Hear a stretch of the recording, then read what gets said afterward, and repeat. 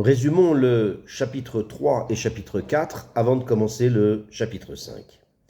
Donc, on a appris que après que les 10 sphirotes soient sortis, donc on parle des sphirotes de Hakudim, donc de P de Hak, donc lorsque les sphirotes sont sortis de la bouche, alors ils sont remontés vers le Mahatzil, c'est-à-dire vers la bouche, et par le fait qu'ils soient remontés, alors à ce moment-là, les kélim ont pu être fabriqués. Et au début, quand ils sont sortis, ces Orot Hakudim, lorsqu'ils sont sortis, alors le Or-Zach était rattaché, était attaché, mélangé avec le Or-Av. C'est-à-dire la lumière fine était attachée était reliée, attachée avec la lumière qui est Av, qui est plus épaisse.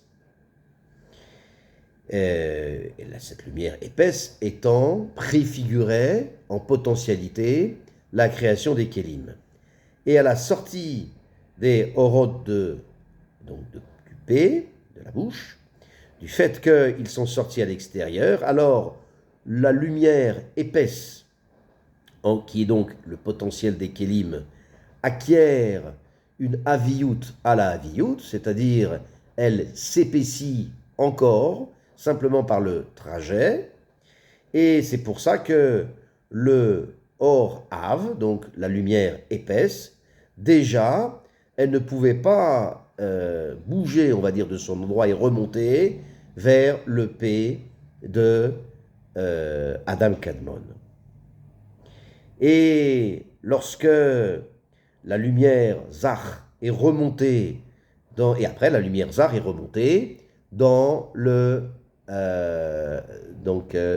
au P, donc au Mahatzil.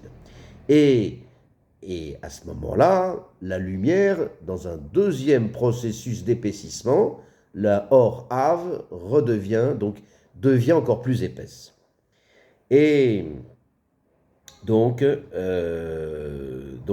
c'est ce qu'on appelle acquérir de la aviyut à la aviyut.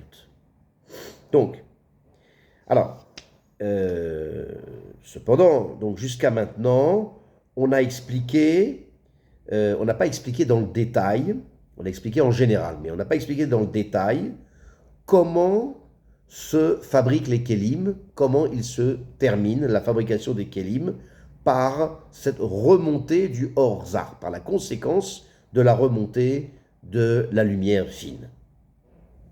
Alors, le Maharou nous dit Nevaer Ata. On va expliquer maintenant Inyan Chazartan ve Istalkutam dans les Mahala. Donc, on va expliquer, dit-il, en détail, le sujet de la remontée des Orot à Hakudim, donc des lumières de Hakudim en haut, c'est-à-dire au Mahatzil, au P de Adam Kadmon. Comment, par cette remontée et par la conséquence de la remontée, les ustensiles vont pouvoir être créés. Et voilà comment ça se passe. Ki kaasher nit'alu aorot lemaala Nishar lemata aor avagas sheu bechinat akelim kaniskar le'eil. Donc voilà le sujet. Quand on a expliqué que à la sortie, donc lorsque sortent les orot à Hakudim de P, alors ils sortent, comme on a expliqué déjà et comme on a dit à l'instant, ils sortent entrelacés. Or-Zach et Or-Av sortent entrelacés. C'est-à-dire, on a Or-Zach avec Or-Av qui est le potentiel de la création des kélim. Et donc, le fait que les lumières sortent à l'extérieur, donc ça fait que ça entraîne un ajout de aviyut sur le Or-Av. C'est-à-dire que, comme on a dit, la lumière épaisse acquiert encore de l'épaisseur simplement par le trajet de sortie de la bouche vers le bas. Et à partir du moment où c'est ça, alors, comme on a dit, la lumière épaisse ne peut plus être entrelacée, ne peut plus être en rapport direct avec le Or Zar. Et c'est-à-dire, elles ne peuvent plus remonter ensemble au Mahatzil.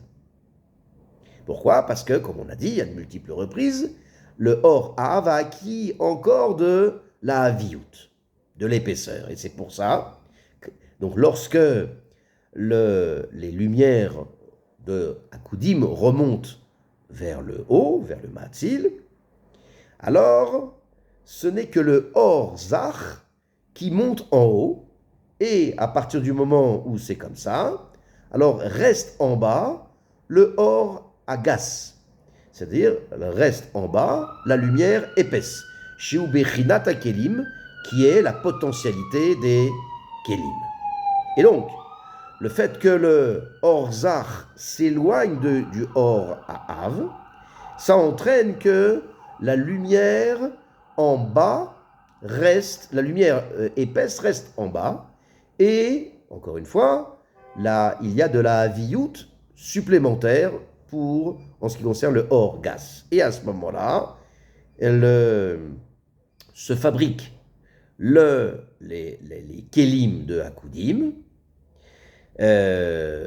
donc, et ces lumières donc de Av, c'est cette lumière Av, donc reste avec un chisaron de shlemut, et donc reste donc dans un manquement de complétude.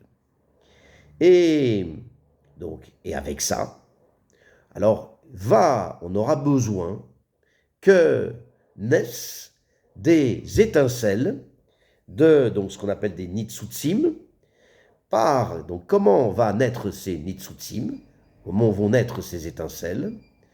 Par la haka'a, par le fait que se cognent les orot à akudim, c'est-à-dire les nitsutzim qui vont descendre des kelim des akudim. Alors on va expliquer, ça va être l'objet de ce Pérec. Alors, le Maharu nous dit Veine yesh beteva aorot le ashir roshem shelahem lemata bemakom shayusham barishona. Alors, voici que, donc il nous dit qu'avant d'expliquer, le Maharu nous dit qu'avant d'expliquer comment se fabriquent les kelim jusqu'au bout, faisons une petite introduction en disant que les orotes bougent de leur endroit, parce que, pourquoi les orotes bougent de leur endroit? On parle évidemment en priorité de Orzach, parce qu'il est de la nature des lumières de revenir vers il